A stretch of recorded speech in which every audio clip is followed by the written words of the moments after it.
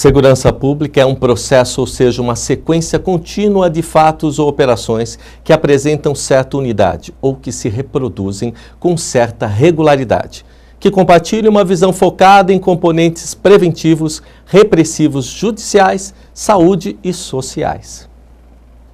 É um processo que visa a integração de um conjunto de conhecimentos e ferramentas estatais que devem interagir a mesma visão, compromissos e objetivos, sendo a ordem pública um estado de serenidade, apaziguamento e tranquilidade pública em consonância com as leis, os preceitos e os costumes que regulam a convivência em sociedade. A preservação deste direito do cidadão só será amplo se o conceito de segurança pública for aplicado. A segurança pública não pode ser tratada apenas como medidas de vigilância repressiva, mas como um sistema integrado e otimizado envolvendo instrumentos de prevenção, coação, justiça, defesa dos direitos, saúde e social.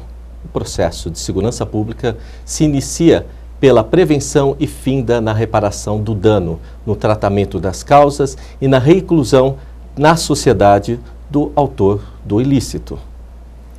Segurança pública é o tema de hoje e o nosso entrevistado é o presidente da Comissão de Segurança Pública da Ordem dos Advogados do Brasil, Seção São Paulo, o Dr. Arlis Gonçalves Júnior.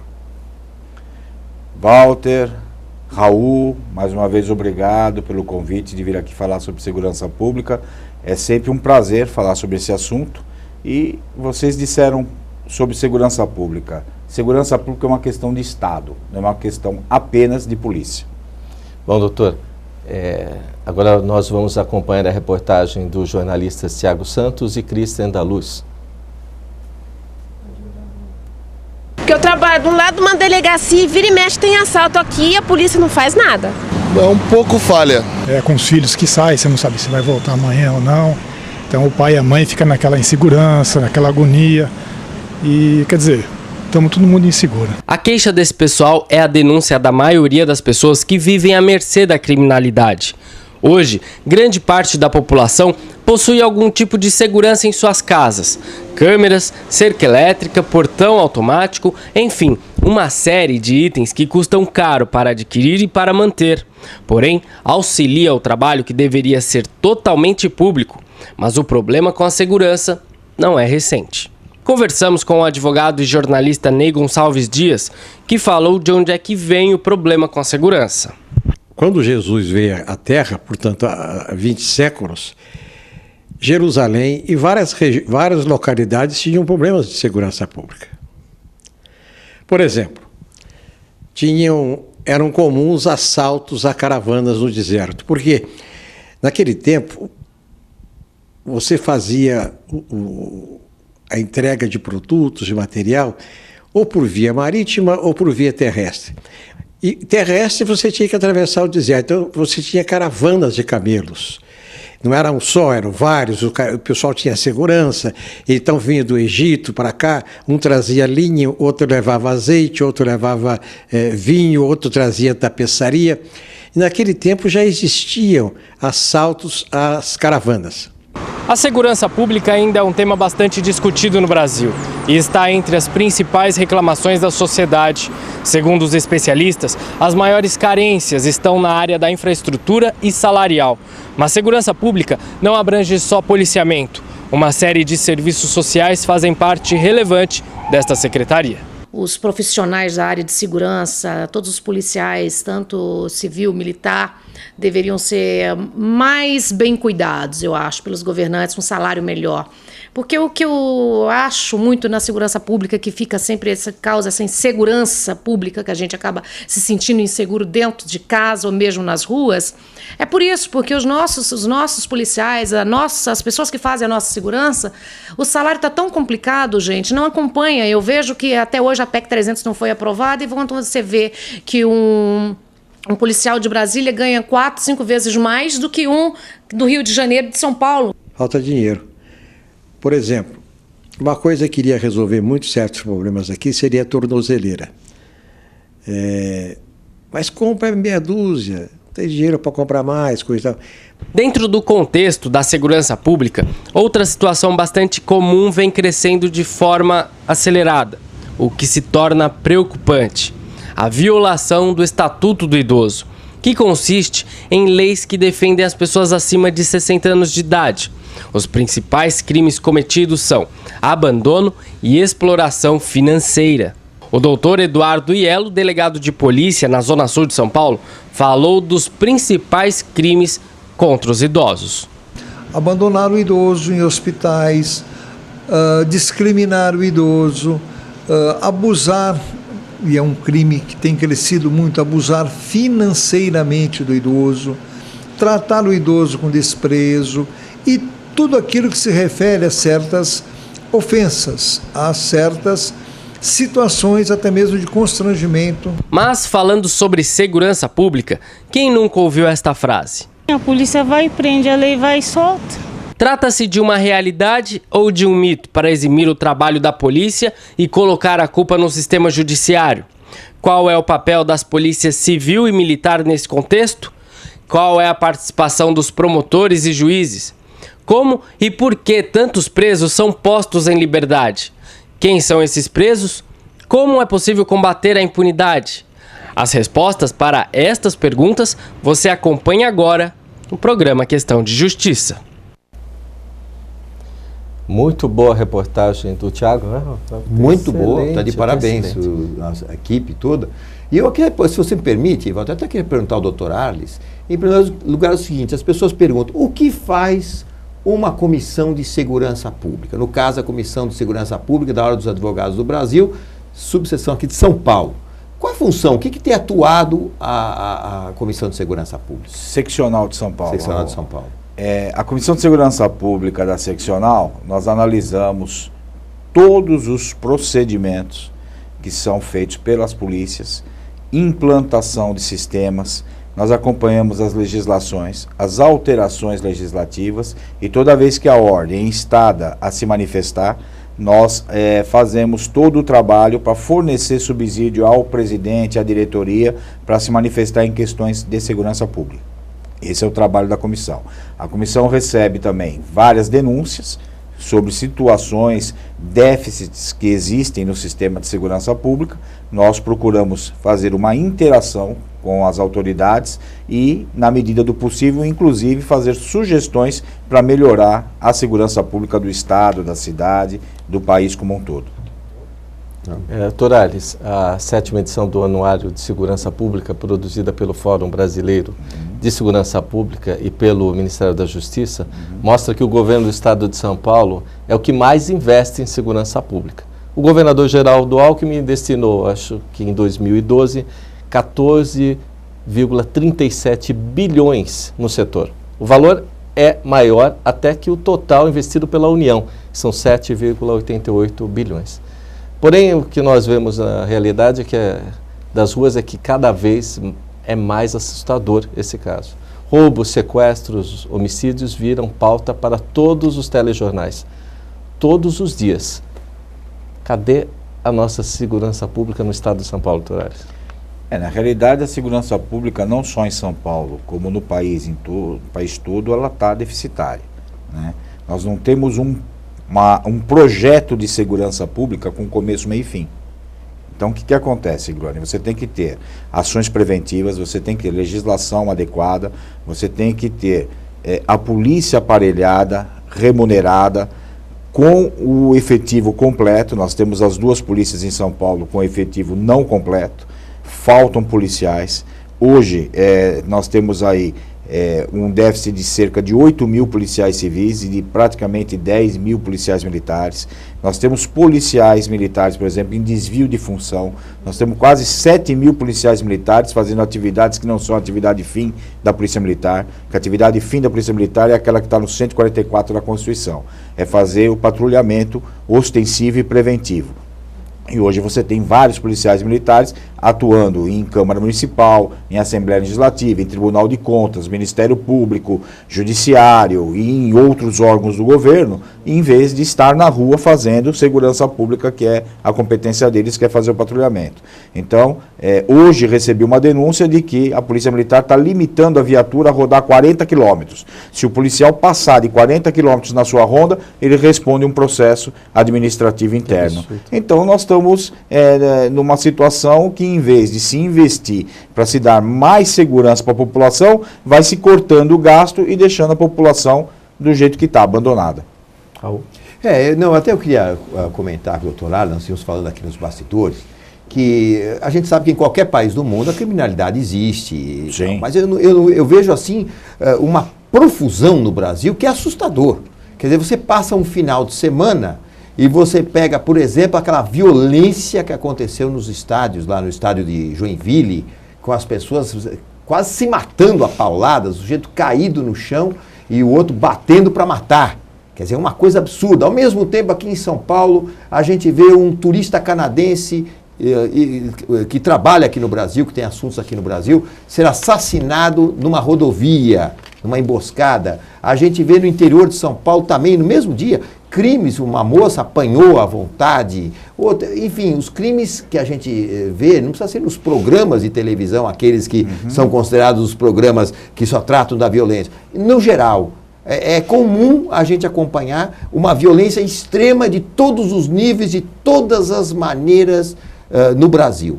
E o que a gente sente é que quando acontece isso, imediatamente se vê, olha, aconteceu isso por causa disso, daquilo. Ou seja, sempre existem falhas grotescas na nossa segurança, qualquer que seja o crime. Eu queria que você desse uma pincelada nesse caso de Joinville, porque ali há acusações mútuas entre a chefia da Polícia Militar e o Ministério Público, dizendo, a Polícia Militar diz que o Ministério Público falou que, como se trata de uma empresa privada promovendo o jogo de futebol, então não cabe à Polícia Militar estar dentro do estádio fazendo patrulhamento, e sim na parte externa do estádio. Dentro deve ficar a segurança privada contratada pelo promotor do evento. Ora, eu pergunto, dentro do estádio, a segurança privada não pode usar armamento, principalmente armamento de combate, como é o armamento da polícia de choque. A polícia fica lá fora. No momento que ela é chamada, já aconteceu um montão de pancadaria, e muita gente já pode ter morrido. Como é que o senhor considera, como é que deveria agir? Está certo? É assim que funciona? Dentro trabalha a segurança privada, fora a segurança do Estado? Raul, na maioria dos países do mundo inteiro é assim que funciona. Nós temos o policiamento trabalhando na área externa e as empresas privadas trabalhando na área interna. É assim que a FIFA quer que ocorra na Copa do Mundo. A Polícia Militar na área externa e uma empresa contratada na área interna. Agora, aqui no Brasil, sempre foi a Polícia Militar, através dos batalhões de choque, que fizeram tanto a parte externa quanto a parte interna. Então, o que acontece é o seguinte, é possível você trabalhar com segurança privada? É possível, desde que tenha treinamento e desde que as torcidas tenham educação, que é o que nós não temos nesse país. Eu ouvi outro dia um repórter dizendo que nós temos estádios padrão FIFA e torcedores padrão UFC. Isso não vai dar certo. Aliás, no caso, até pergunto para o senhor o seguinte, talvez o grande problema que eu vejo, assim, naquelas imagens que o Brasil inteiro e o mundo assistiu, lamentavelmente, era muito fácil identificar os criminosos ali, né? Quer dizer, a turma acha até errado que se use o termo torcedores. Eu sou um torcedor. Torcedor sou eu, torço pro meu Santos, o Alisson torce pro seu time, o Walter. Torcedor somos nós. Aquilo ali é marginal, travestido de torcedor, com camisa de torcida. Sim. E, portanto, deveria ser tratado como tal. Infelizmente, Raul, nós vivemos num país que cultua a violência. Você não tem um trabalho na base de educação para que as crianças cresçam sem violência. Você tem várias situações que levam essas crianças a já serem agressivas, de uns anos para cá. Você tem jogos violentos, você tem vários programas que incitam violência, você tem esses torcedores de torcida uniformizada que incitam violência. Eles não vão ao campo para assistir o jogo e para torcer. Eles vão para se degladiar com a torcida rival. Então isso precisa ser mudado. Como se muda isso? Com legislação forte, a pessoa tem que ser condenada e cumprir pena, não como é neste país, infelizmente, que você pega uma pena e cumpre um sexto, cumpre um terço, você nunca cumpre tudo. Sempre vai saindo antes do tempo que você... Então o juiz te dá uma pena e você nunca vai cumprir aquela pena que o juiz te deu. Por isso gera essa impunidade, essa sensação de impunidade que existe com o criminoso. Ele tem razão, é impunidade. Hoje, infelizmente, a nossa legislação, ela favorece o bandido e o Estado, ele ampara o bandido. O bandido no nosso país, ao ser preso, ele tem uma série de regalias, ele tem uma série de chamados benefícios, que está na lei, chama benefícios, e o cidadão, que é a vítima, não tem um benefício sequer do Estado. Não tem amparo nenhum. A família de uma pessoa que é vítima de latrocínio não tem amparo nem para fazer um enterro, não tem um amparo psicológico, não tem nada. O Estado abandona o cidadão. Eu queria entrar na outra pergunta, mas só para fazer uma parte,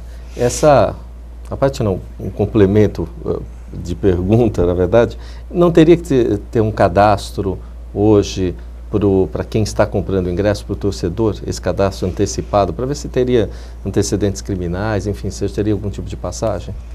Não sei se isso está sendo feito na Copa, Siglione. Eu acredito que esses enfrentamentos na Copa não ocorrerão. Por quê?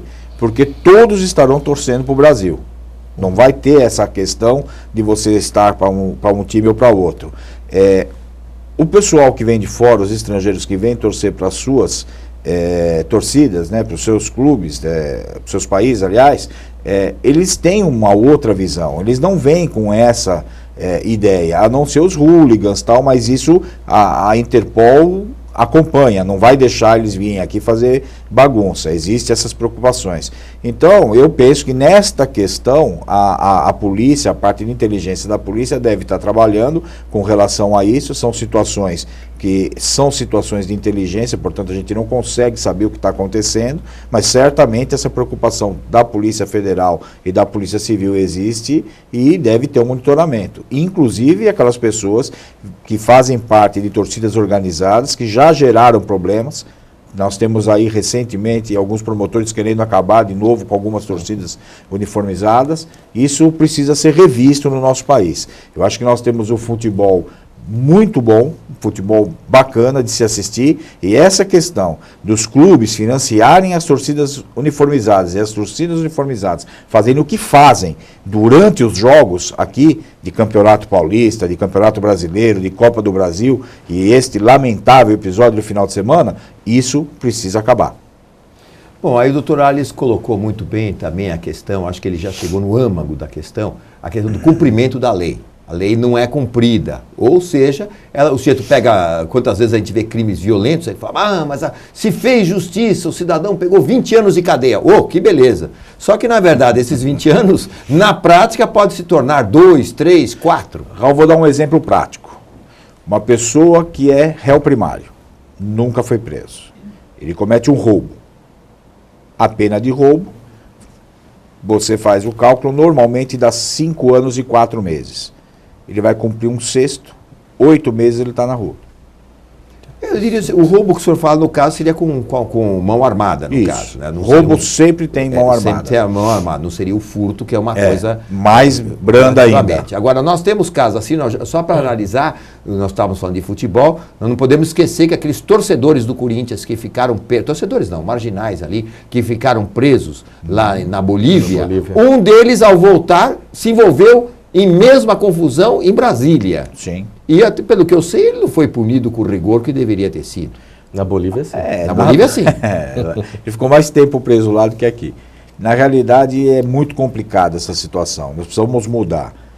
Está em fase de mudança em Brasília. O Código Penal, nós precisamos atualizá-lo. Essa história que o pessoal fala, mas o Código Penal nosso é de 1940, é ultrapassado. Não, homicídio era no século passado homicídio e vai continuar sendo. Né? Você ter uma pena de 20 anos para um determinado crime, como é o caso do homicídio, dependendo das situações, você consegue chegar a 20 anos de reclusão, até mais, desde que ele cumprisse a pena integralmente, era uma pena pesada, mas hoje não se cumpre. Então o cara começa, faz progressão. Hoje, se o preso ler um livro, ele já tem a diminuição da pena. É isso que eu queria saber. Isso está atuando aqui no Brasil? Já aqui em São Paulo, né? São Paulo é o pioneiro nesse, né? Eu penso o seguinte... Agora, isso é constitucional? Até pergunto.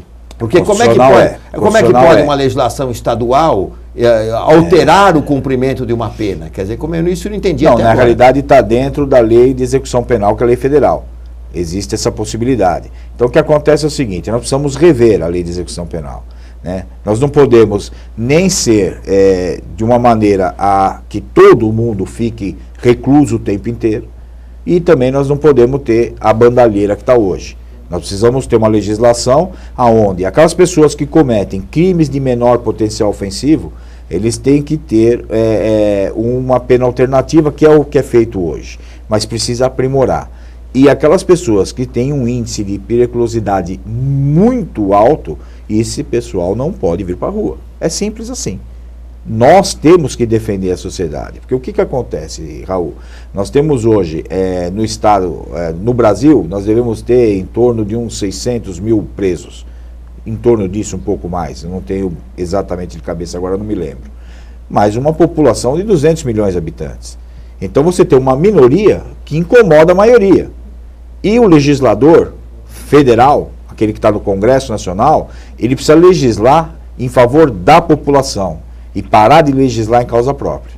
Nós precisamos fazer com que as pessoas, sem demagogia nenhuma, quem cometeu o crime tem que cumprir sua pena.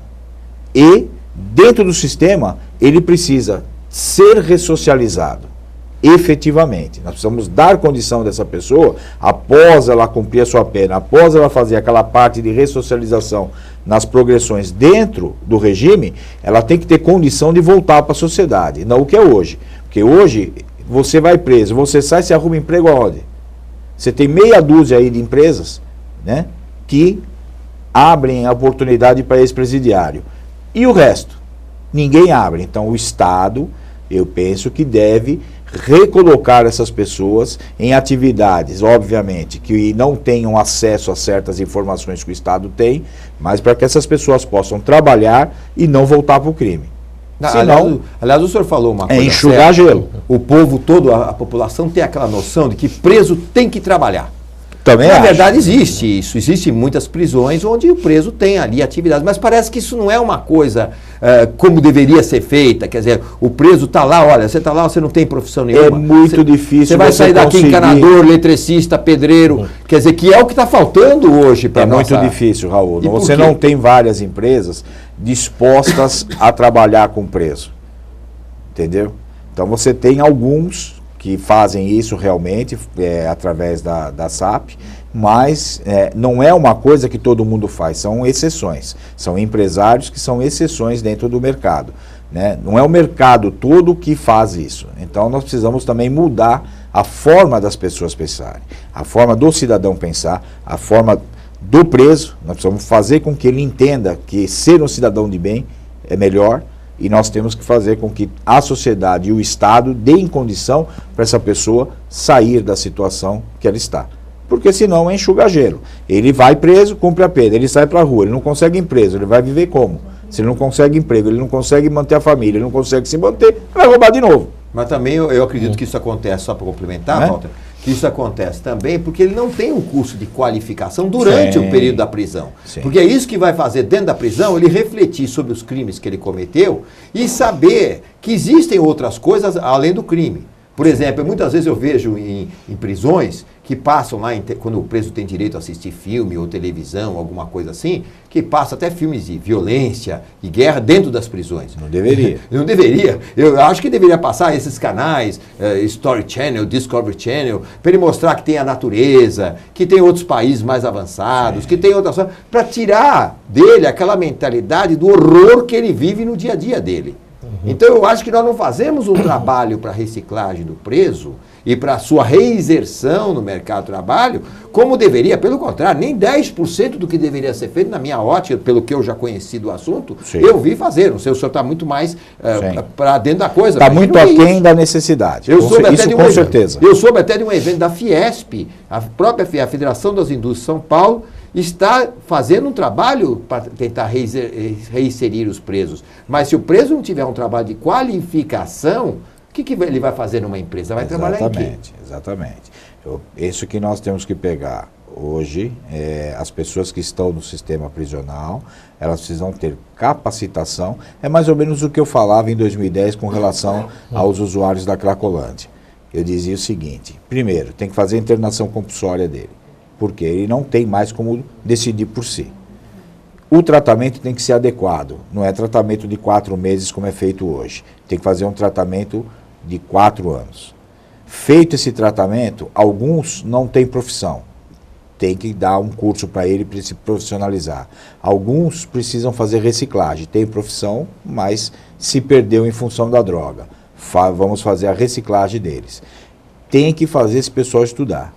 E tem que arrumar lugar para ele trabalhar e arrumar lugar para ele morar. Aí você resgatou a dignidade dessa pessoa. A possibilidade dessa pessoa não voltar para a droga é grande. É a mesma coisa que tem que fazer com o preso. Você tem que fazer ele estudar, fazer ele ter um curso profissionalizante, encaixar ele no meio de emprego quando ele sai, dar condição dele se autossustentar, dele criar família, dele ser um cidadão decente. Isso sim é você reinseri-lo na sociedade, não do jeito que acontece hoje. Agora, doutor Arles, antes de perguntar da questão das competências dos governos, a gente acompanha na ordem a questão dos mutirões para poder tirar um pouco do excesso, tirar o excesso dessas pessoas que já às vezes cumpriram uma determinada pena, seja de 1/3, enfim, a progressiva, que estão hoje presas. Né? E em alguns casos, existe em delegacias ou na própria penitenciária, pessoas que aguardam o certo julgamento e ainda estão reclusos. Em delegacia em São Paulo hoje não tem mais. Hoje eles estão todos em CDPs. Mas existe muita gente aguardando decisão da justiça em prisão preventiva e a justiça, infelizmente, ela é morosa. Então, queria que o senhor frisasse, por exemplo, pontuasse. Quanto custa hoje um detento, um preso, enfim, já com pena... em torno de R$ 2.400. Quer dizer, por mês para o Estado. 2 vezes, 3 vezes o salário mínimo de uma... Então, nós fizemos um trabalho recentemente, a Comissão de Segurança Pública participou junto da Secretaria de Segurança Pública, aonde se analisou a questão das prisões cautelares. Né? Então, vou dar um exemplo. Aquele cidadão que agride a mulher, Maria da Penha, hoje ele vai para o CDP e acaba ficando misturado com o ladrão, com o traficante que está... Pagamento de pensão alimentícia? Não, pagamento de pensão alimentícia, esses ficam em delegacia. Não vão para o sistema, porque isso é preso administrativo. Então, o que acontece? Se fez um estudo e foi para a SAP agora esse estudo, para que se licite tornozeleiras específicas para essas pessoas, para que essas pessoas, quando o delegado ou o juiz determina uma medida protetiva daquela mulher, essa pessoa fique com a tornozeleira, então você consegue eletronicamente limitar que ele não vá até onde ela trabalha, não vá até onde ela resida. Caso isso aconteça, aí tem que a polícia ser acionada via sistema para ir lá e pegar o cara, não deixar que ele volte a bater nela ou, como muitas vezes a gente vê, acabe chegando a matá-la. Né? Então, foi feito um trabalho, a Ordem participou, o Ministério Público participou, a magistratura participou, a própria SAP e a Secretaria de Segurança. Nós calculamos que seria necessário em torno de 20 mil tornozeleiras. Hoje, a SAP tem 4.800 tornozeleiras para os presos normais que têm necessidade de usar. Parece que o Estado vai adquirir agora 5 ou 6 mil para esses presos provisórios, que é para evitar que ele entre no sistema. Porque, na realidade, você pega uma pessoa que agrediu a mulher ou porque tinha bebido, ou por uma discussão, por alguma situação qualquer, ele perdeu a cabeça e fez essa barbaridade de agredir a mulher, ele vai para o sistema, onde você tem traficante, estuprador, você tem uma série de pessoas violentas. Essa pessoa, muitas vezes, pode até morrer. Então, é uma situação muito delicada e o Estado, a Ordem participou, tem se preocupado com isso. Tem um divisor de água, né? Quer dizer, é como os processos hoje eletrônicos e não ainda os processos físicos. Tem um contingente de presos daqui para trás, que esses não têm a questão da ressocialização, você não tem todo esse dinheiro gasto, e tem daqui para frente. Como é que o senhor analisa, como advogado, de uma forma social, esse tipo de situação? Porque daqui para cá, sei lá, tem 200, 300 mil presos, exemplificando, e daqui para cá vão haver mais 200 ou 300 mil presos. Até um estudo que diz o seguinte, que o Brasil vai ter 1/3 da população que já teve delito ou já está na forma carcerária. Siglione, se você não fizer essa mudança que eu disse no início do programa, você investir maciçamente em educação para evitar que os jovens ingressem para o crime. Se você não atuar mudando a legislação para que não compense cometer o crime, que realmente você seja punido. E se você não ressocializar de forma adequada aqueles que cometeram o crime, nós vamos continuar enxugando gelo e a população carcerária aumentando a cada dia e a polícia não consegue cumprir com a sua função. Aquela moça disse, eu moro perto da delegacia e o pessoal rouba que a polícia não faz nada. A polícia militar é a competente para fazer o patrulhamento da rua, que é a preservação da ordem pública e o patrulhamento preventivo e ostensivo, né? E essa é a competência da Polícia Militar. A Polícia Militar ela tem como competência evitar que o crime ocorra. A partir do momento que o crime ocorreu, tem que ser registrado o boletim na delegacia, a delegacia vai investigar. A Polícia Civil, a delegacia pode estar do lado da sua casa, a não ser que o policial veja o que está acontecendo. Se ele não vê, eles estão lá dentro trabalhando, não sabe o que vai acontecer lá fora. Então, infelizmente, isso acontece. Às vezes, um roubo perto de uma delegacia. Mas não é competência da Polícia Civil fazer o patrulhamento no entorno da delegacia para que isso não ocorra. Ela tem que investigar. Nós tivemos hoje, parece que ontem foram presas 17 ou 18 pessoas com relação àquele quebra-quebra, aquelas situações que houveram na Zona Norte, lembra? Botaram fogo naquelas carretas e tal. Então, a Polícia Civil trabalhou durante 2 meses, o setor de inteligência, identificou e prendeu ontem 18, 20 pessoas envolvidas naquela situação. Esse é o trabalho da Polícia Civil.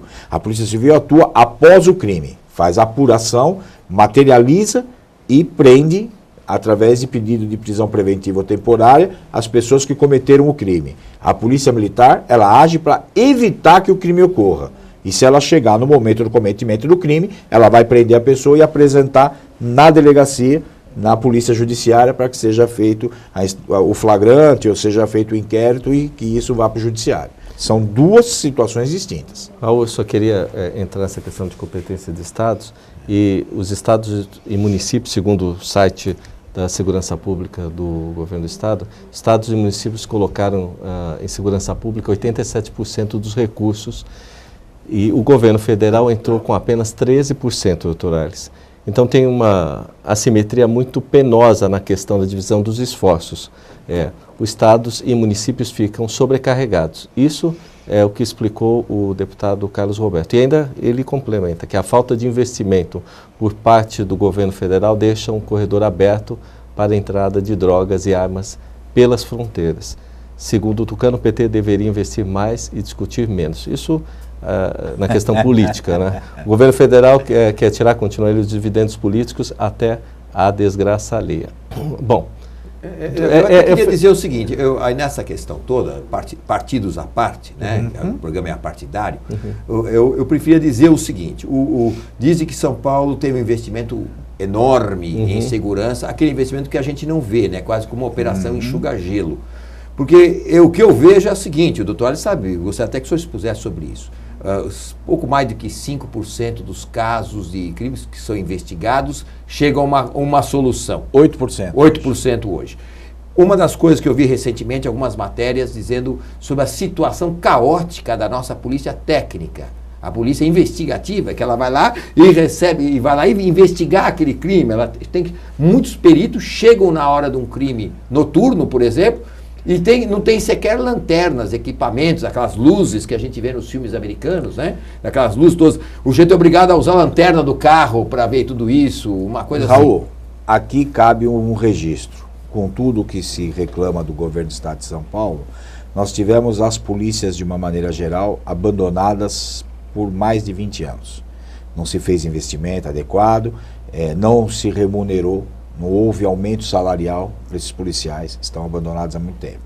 Mas o governador vem fazendo um esforço no sentido de reaparelhar as polícias. Nós estamos hoje com 11 concursos públicos abertos, são 5, acho que, para a área de polícia técnico-científica e 6 para a área de polícia civil. Ele vem fazendo um esforço para tentar recuperar as polícias, de algum tempo para cá. Agora, você não recupera em um governo 20, 30 anos de abandono. Infelizmente nós temos. As polícias sucateadas, estão trocando as viaturas, mas nós ainda temos locais que as viaturas não funcionam. Você vê uma viatura parada, ela não tem condição de andar. Aliás, eu sei que até hoje, muitas delas só andam por causa dos comerciantes do bairro, as oficinas, as mecânicas do bairro que arrumam gratuitamente. Então, esta é uma situação que está sendo mudada, mas ela vai levar tempo. Então precisa reformar vários prédios da polícia. Nós temos aí delegacias que em estado de penúria, né?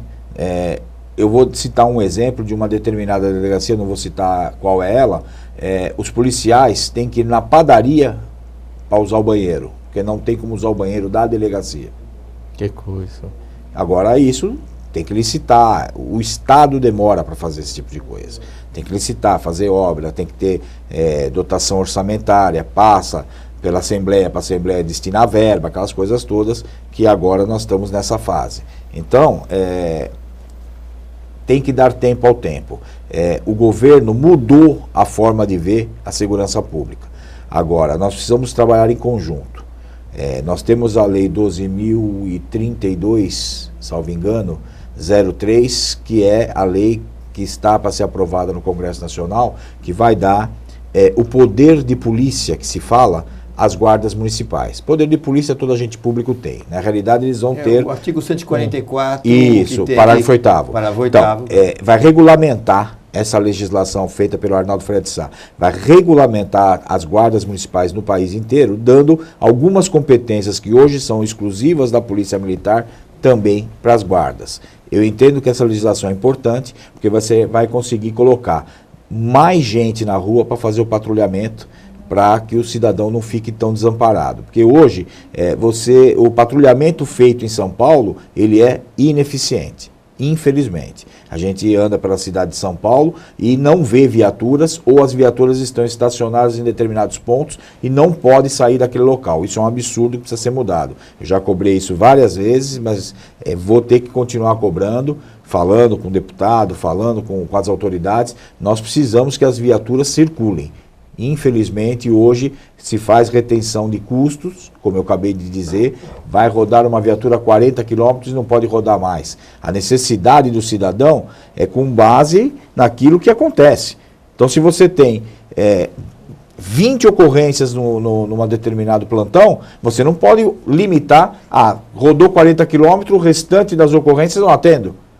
Isso é o fim do mundo, né? O senhor, doutor Lales, é a favor da municipalização da segurança? Sou a favor. Eu acho o seguinte, eu acho que nós teríamos um facilitador como tem nos Estados Unidos. É mais fácil, o prefeito está mais próximo do cidadão, o governador está mais longe. Vou dar um exemplo.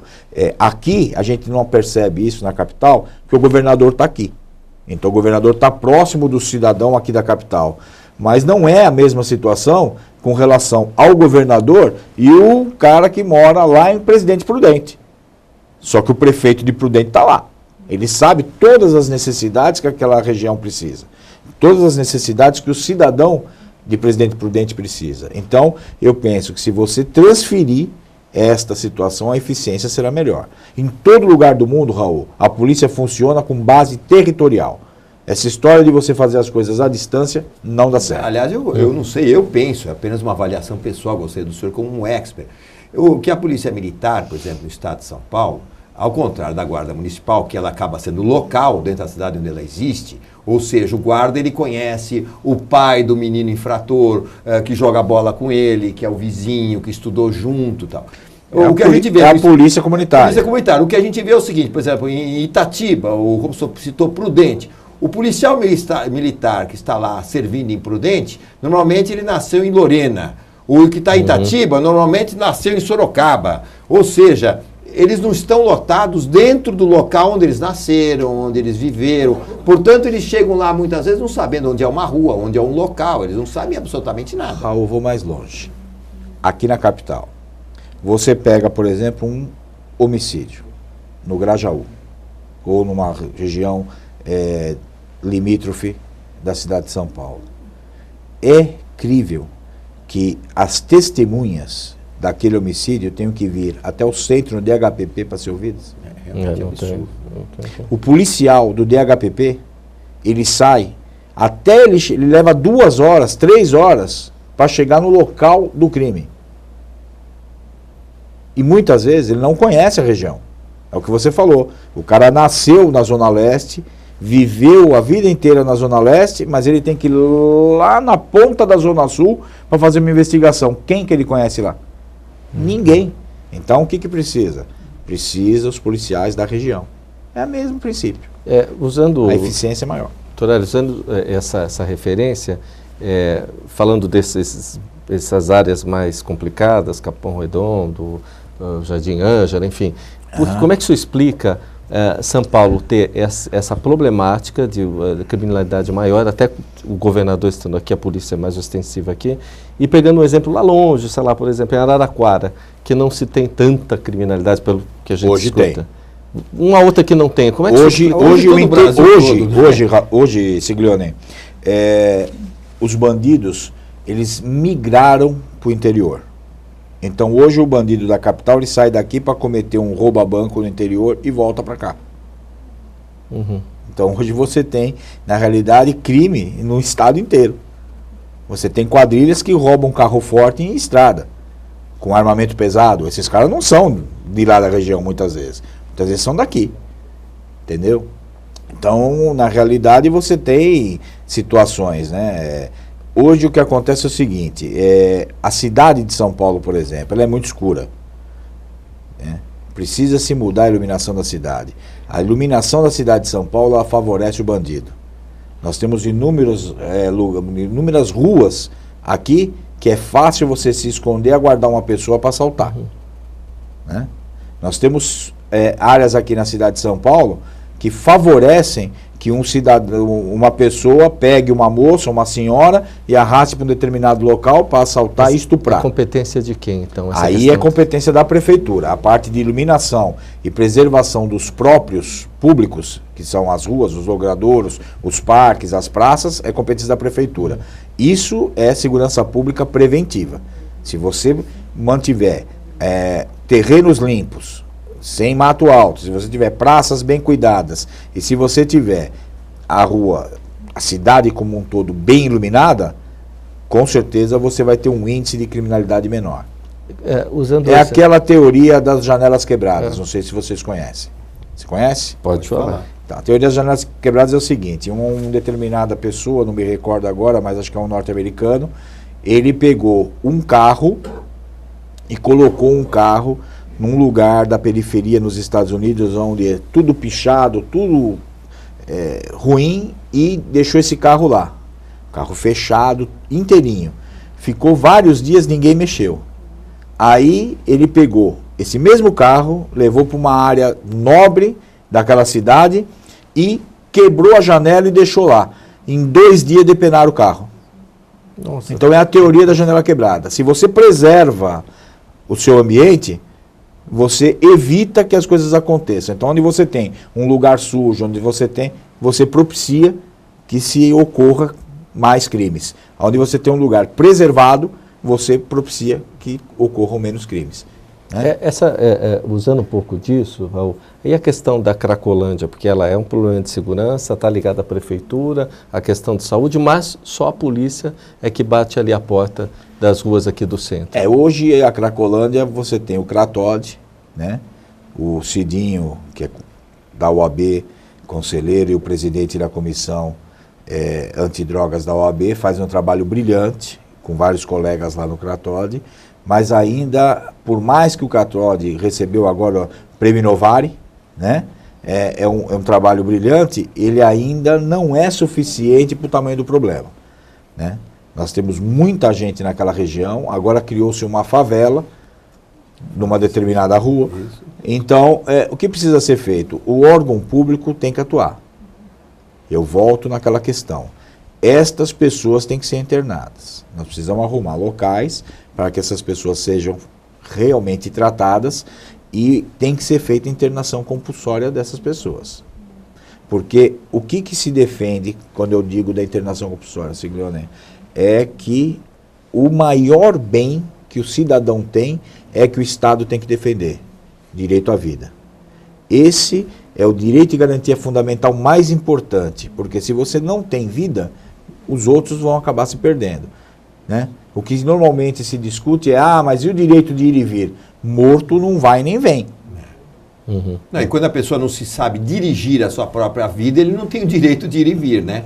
Porque esse cidadão está largando uma vida boa, uma vida da sua... Muitos deles são pessoas até de classes altas. Sim. E muito bem, até com profissão, ele está abandonando tudo para ir atrás da droga, do seu vício. Então, quer dizer, ele perde aquele direito anteriormente adquirido, né? Raul, se o Estado não intervir aquelas pessoas, o resultado, com o passar do tempo, é morte. O crack é uma droga, é o mal do século. É uma droga que ela te deixa viciado apenas na primeira vez que você usa. Você usou uma vez, você já fica viciado. E, em tese, pelo que dizem aí os estudiosos da área de saúde, no máximo em 2 anos, se você usar continuamente, você morre. Tem alguns dados aqui que, nesse levantamento que a gente fez para a entrevista com o Dr. Ares, me deixaram assim mais espantados, né? Em 2012, maior que o número de homicídios dolosos foi a questão dos estupros.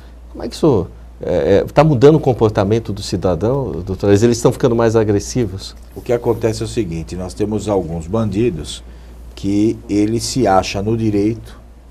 Hoje o bandido, antigamente os bandidos roubavam as pessoas e se contentavam em roubar. Hoje eles não se contentam só em roubar. Eles roubam e matam. E alguns roubam, estupram e matam. Então é uma crescente de violência, porque o que a gente percebe?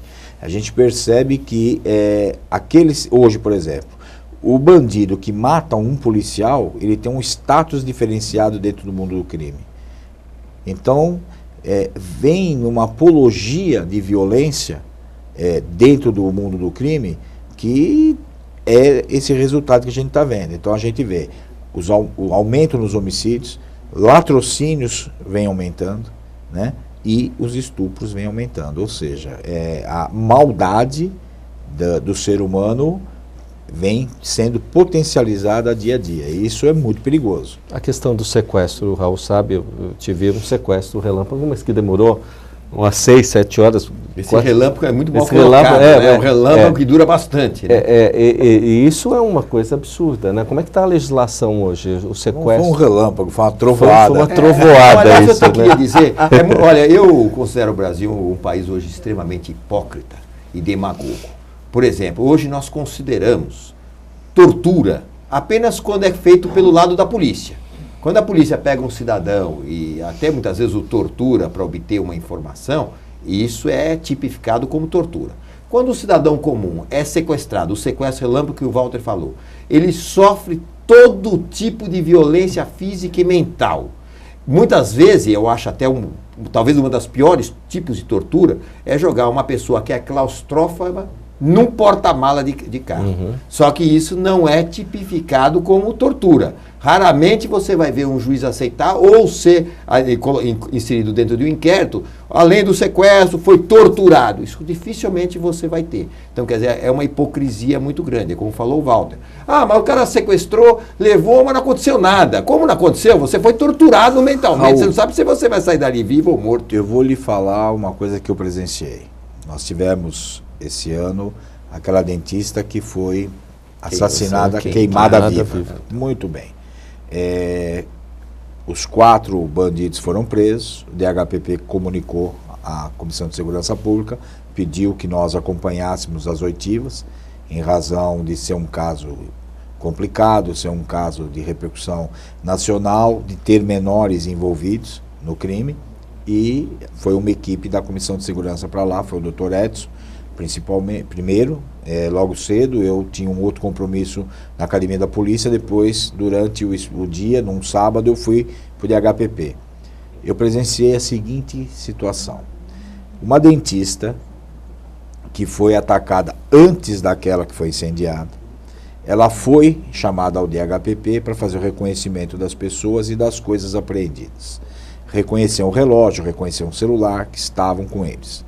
Muito bem, então está caracterizado que foram eles. Eles estavam com o bem subtraído dela. Ela foi no visor para fazer o reconhecimento, mas levou horas para que nós, inclusive eu conversando com ela, o namorado que estava com ela, conseguisse convencê-la a ir até o visor. Raul, ela entrou em pânico quando ela soube que aquelas pessoas estavam na sala ao lado presos. Ela tremia, ela entrou em pânico. Nós tivemos que tirar ela daquela sala, levar ela para um outro andar do DHPP, ficar conversando com ela mais de hora, a convencê-la que ela não tinha mais risco, que ele não ia saber quem estava reconhecendo. Nós ficamos horas fazendo esse convencimento para que ela pudesse fazer o reconhecimento através do vidro. Vocês imaginam o trauma que ela estava. Então você imagina a pressão psicológica, né, a tortura psicológica que esses 4 rapazes fizeram com essa moça, ameaçando de incendiar, ameaçando de estuprar, ameaçando de um monte de coisa. É um terror, doutor. Quer dizer, isso não é tipificado, né? Não. Isso eu queria dizer. Porque eu queria dizer, tudo bem, sequestro, estão não sei respondendo o quê, roubo, o latrocínio, no caso da incendiada, e na outra é roubo. É roubo. Mas, sabe, quer dizer, simplesmente roubo. Eles vão pegar a cana de quanto tempo? Os menores quase nada. Menor não é. Cumpre 8 meses na FEBEM e vai para a rua. E os mais velhos? 5 anos e 4 meses se for primário, se não for, aumenta um pouco, 7 anos. Mas aí 5 anos efetivamente? Aí cumpre um sexto, cumpre... Quer dizer, menos de um ano de cadeia? 2 terços, 2 quintos, dependendo. Agora de cabeça não vou lembrar. Mas tem no código tem como você faz o cálculo. Mas de qualquer maneira não pega pouco mais de um ano de cadeia, tal e coisa. Ali eu acredito que em razão do latrocínio e tudo, eles vão ficar algum tempo guardados, né? Que aí tem uma somatória. São 6, 7 vítimas, então vai dar. Mas se fosse um só, ia ficar um ano e pouco e vem pra rua. Que coisa louca. Tem pouco tempo, mas bem rápido, doutor. Quer dizer que aquela situação, por exemplo, se alguém me vê sendo sequestrado, que nem foi o meu caso, né? Ele tem condições hoje de avisar, pegar o telefone e falar assim, olha, acabei de ver uma pessoa ser sequestrada aqui. Existe essa colocação ou não? É um furto que está levando o carro da pessoa, porque na verdade eu fui sequestrado. Né? Leonel, o que nós precisamos também incutir na população é o seguinte: o artigo 144 da Constituição é muito claro ao dizer que segurança pública é um dever de Estado, mas é direito e obrigação de todos. Então, todos nós somos responsáveis pela segurança pública. Todos nós devemos denunciar quando vemos um crime sendo cometido. Nós devemos ligar 190, caso não queremos nos expor, dependendo da situação, você liga 181 no Disque Denúncia. Hoje já tem até, inclusive, para você fazer a denúncia pela internet, né? Tem um site que foi lançado agora, que também é do Disque Denúncia. Nós temos que nos unir, porque o crime está organizado, a população vem sofrendo com isso, a polícia também sofre com isso. Então nós, o lado bom da sociedade, as autoridades, nós temos que nos unir e ajudar para que a polícia consiga fazer com que essas pessoas sejam presas, aquelas que cometem crime, Nós temos que cobrar dos nossos deputados que mudem a legislação, nós temos que cobrar do governador que ele faça mais investimentos na área de segurança e nós precisamos fazer a nossa parte. Nós precisamos também cobrar que os promotores façam as denúncias e que os juízes condenem. Nós não podemos deixar essa situação de impunidade que nós temos hoje e, na realidade, áreas e áreas em várias cidades do nosso país são comandadas pelo crime organizado. Isso nós precisamos combater e acabar. Só para complementar, que estamos estourando o tempo do programa, mas já que o senhor citou juízes, eu diria, os juízes hoje têm medo? Tem, muitos têm. Tem segurança para eles? Aí é uma situação complicada, né, Siglione? Porque ele vai pedir escolta. Obviamente, nós temos aquele caso emblemático daquele juiz de Ponta Porã, que há não sei quantos anos, acho que mais de 10 anos, ele anda com... Tem um posto da Polícia Federal dentro da casa dele. Mas você já imaginou pela quantidade de juízes que nós temos no país se for fazer isso? Não tem policial para tudo isso. Então, é complicado, né? Aqui se tentou, agora parece que vai fazer, em alguns casos emblemáticos, são os juízes sem rosto, né? Então o bandido não sabe quem é o juiz que condenou ele, normalmente são 3, é um colegiado e tal. Isso aconteceu, salvo engano, na Itália e agora está pretendendo fazer isso aqui. O que precisa ser feito é condenar e cumprir pena. Bandido precisa ter medo de ser preso, para que ele não cometa o crime. Cometer crime nesse país tem que mudar a situação, Siglione, para que isso não seja bom. Hoje não é ruim você cometer crime, as penas são brandas. Vale a pena. É isso que nós precisamos mudar. Cometer crime tem que não valer a pena. Aí, se a gente conseguir fazer isso, é um bom começo. Quer dizer, tem 1 minuto vai fechar o programa. Então a segurança tem jeito na visão do senhor? Segurança tem jeito, é muito trabalho. Porque na realidade hoje praticamente está tudo errado. Nós precisamos mudar a educação, nós precisamos mudar a legislação, nós precisamos mudar a forma das polícias trabalharem e nós precisamos mudar a forma de nós cidadãos sermos. Nós precisamos ser mais participativos, nós precisamos participar mais de CONSEG, os advogados têm que trabalhar e participar mais da OAB, porque infelizmente muitos colegas não fazem nada pela ordem e só criticam a ordem. E nós trabalhamos bastante lá, mas nós não conseguimos fazer tudo. Precisamos da ajuda de mais advogados. Se quiser participar, entre em contato com a comissão. É só ir lá, estamos lá de portas abertas. Bom, obrigado pela participação do programa hoje. Agradecemos a enriquecedora experiência do Dr. Arles, que nós já o conhecemos, sabemos da sua experiência, do seu conhecimento, e quero dizer que precisamos de mais homens como o Dr. Arles, porque ele vê os dois lados da moeda, e isso é muito importante, é um grande handicap dele. Obrigado, Dr. Arles. O Durso dizia muito o seguinte, Raul, um sonho sonhado sozinho é somente um sonho. Se ele for sonhado por todos nós, ele se torna realidade. E eu sonho o dia em que todos os cidadãos vão cumprir a sua função de cidadão e nós teremos uma segurança pública nesse país decente para que todos nós tenhamos segurança de ir e vir. Bom, questão de justiça vai ficando hoje por aqui com as maravilhosas palavras do presidente da Comissão de Segurança Pública aqui da OAB de São Paulo, Dr. Arles Gonçalves Júnior. Volta na próxima semana. Até lá.